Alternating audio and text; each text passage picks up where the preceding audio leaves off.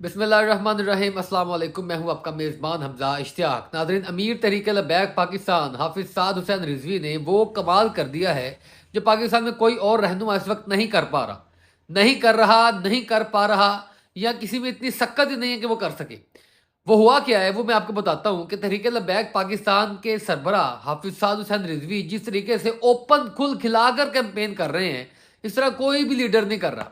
ना वो peoples party कर रही है, ना वो नवाज शरीफ साहब कर रहे हैं, जो सिंध में भी जाएं, बलोचिस्तान में भी जाएं, पंजाब में भी जाएं, इस्लामाबाद में भी जाएं, हर जगह पर अपनी नुमाइंदगी और अपने वोट बैंक को जाकर चार्ज करें और उनकी जो है वो दाद रस्सी बने, लोगों को अपने साथ मिलाएं या लोग उनके साथ मिलते हुए नजर आ रहे हों। ऐसा किसी भी सियासी जमात के लीडर के साथ फिलहाल नहीं हो रहा, सिवाय तहरीक-ए-लबैक पाकिस्तान के। अब मैं ये बात क्यों कर रहा हूँ, उसकी एक बड़ी वजह है।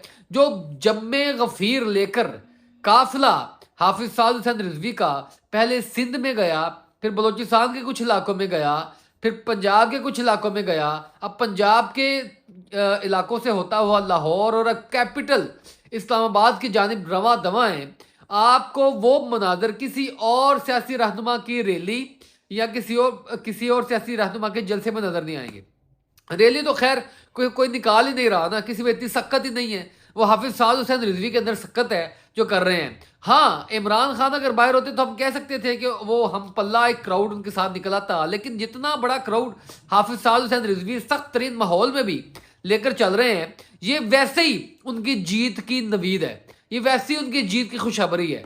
अब वोट 8 फरवरी को होने हैं, वो सही तरीके से अगर तहरीक-ए-लबैक कास्ट करवा पाती है, ये जो लोग उनके साथ जुड़े हैं, जलसे जुलूस उनके करवा रहे हैं, रैलियों में शामिल हैं, ये अगर 10-10 बंदों को भी वोट कास्ट करवा देंगे तो आप सोच भी नहीं सकते कि रिजल्ट क्या होंगे।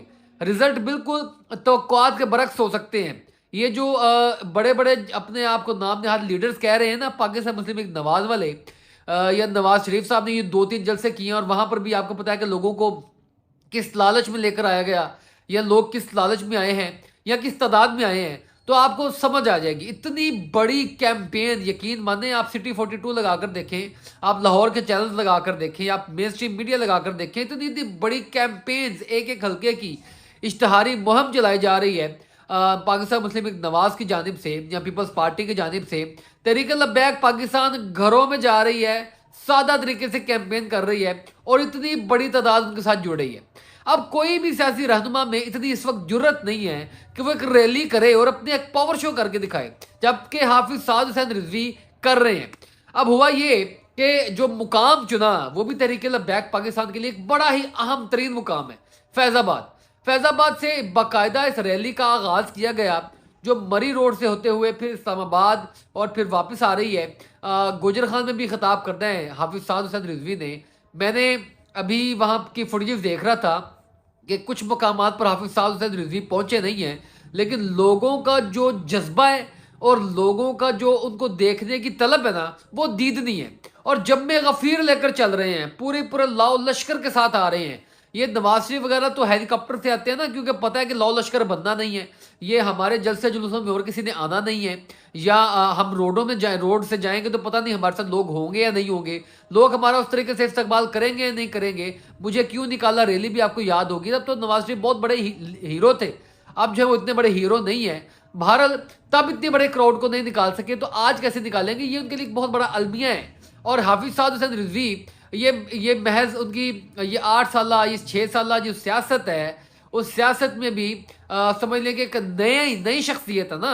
नई शख्सियत होने के बावजूद लोगों ने उनको जो मोहब्बत और जो प्यार दिया है ना, मैं कहता हूँ कि अगर हाफिज साद हुसैन रिजवी और तहरीक-ए-लबैक इसको संभाल ले और इसको सही तरीके से कैश करवा ले तो इनको इक़्तिदार में आने से कोई नहीं रोक सकता। लेकिन सवाल ये है कि अब ये इतना बड़ा क्राउड जो है, जो तहरीक-ए-लबैक पाकिस्तान के साथ चल रहा है, इतनी अच्छी सोशल मीडिया की भी दाद बनती है जो तहरीक-ए-लबैक वाले कर रहे हैं, बड़ी अच्छी कैंपेन चला रहे हैं, बड़ी सुलझी हुई कैंपेन चला रहे हैं। कोई ऐसी कोई नहीं कर रहे, कोई धक्कम धोस नहीं कर रहे, बड़ी सुलझी हुई, बड़ी वेल मैनर्ड लोग, वेल मैनर्ड किस्म की कैंपेन चल रही है जो मैंने किसी और की अभी तक नहीं देखी।